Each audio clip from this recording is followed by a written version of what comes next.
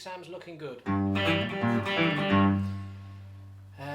Magic Sam played this in standard tuning out of an A chord, and I'm in open G tuning, and I figure it's kind of easier in open G tuning, especially if you're familiar with it. But yeah, if anyone wants to play it in the same key as Magic Sam out of this open G tuning, all you need to do is just capo up to the second fret there. Yeah, if you perhaps it's useful to think of this position as being a kind of a home position for this signature lick, and you should recognise that as being the same position as you would play a C chord if we were in standard tuning. And particularly this first finger on the B string, it kind of acts as a pivot to play the rest of the lick out of. But before I go any further, let's just get a fix on the open G tuning. We've got D, G, D, G, B, and another D. The lick comes out of an alternating bass on the right hand. So we're alternating with the thumb between what was the A string there, which is now a G, and the D string here, and on the off beats in between each beat we've got an upstroke with the forefinger. So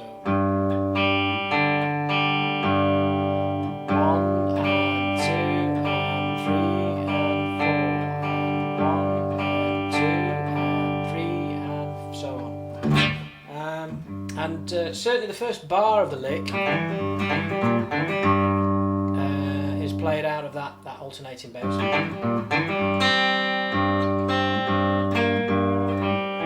For the last half of the lick, the second bar, there's a kind of a repetition of the what was the A string here.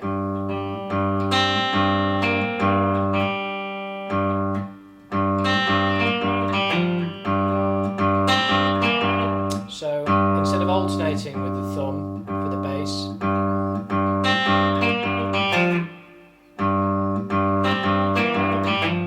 so let me play both bars as slowly as I can. And I should say at this stage that I usually play this with hammer-on embellishments.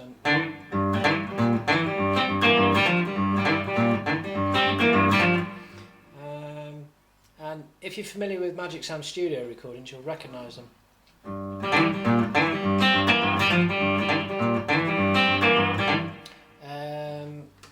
And yeah, they're one or two other places where you can hear them. Billy Boy Arnold's version from the mid-50s. But I'll try and play it slowly without the hammer-ons.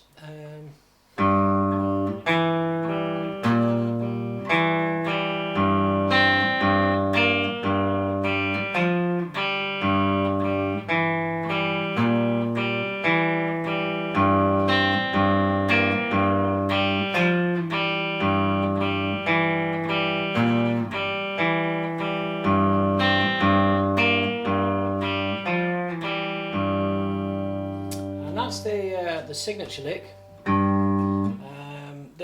There are other kind of embellishments you can do with the signature lick.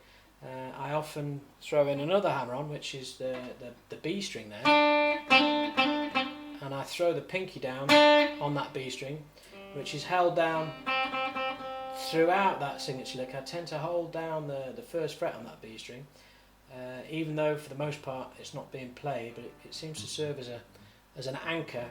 You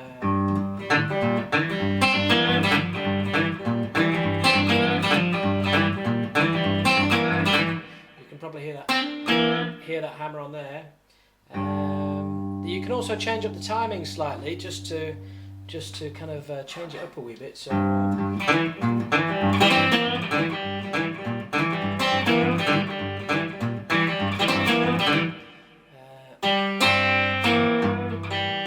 So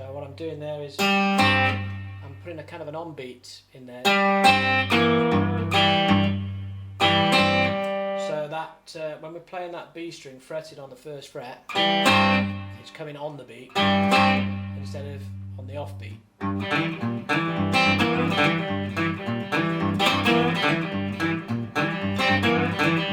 I tend to just throw that in once or twice just to change it up a wee bit. But that's the signature lick, and if anyone's got any questions on it, I'm quite happy to take questions. And if people are interested in learning the more flamboyant phrases that are thrown into this instrumental piece, I'm quite happy to deal with them one at a time.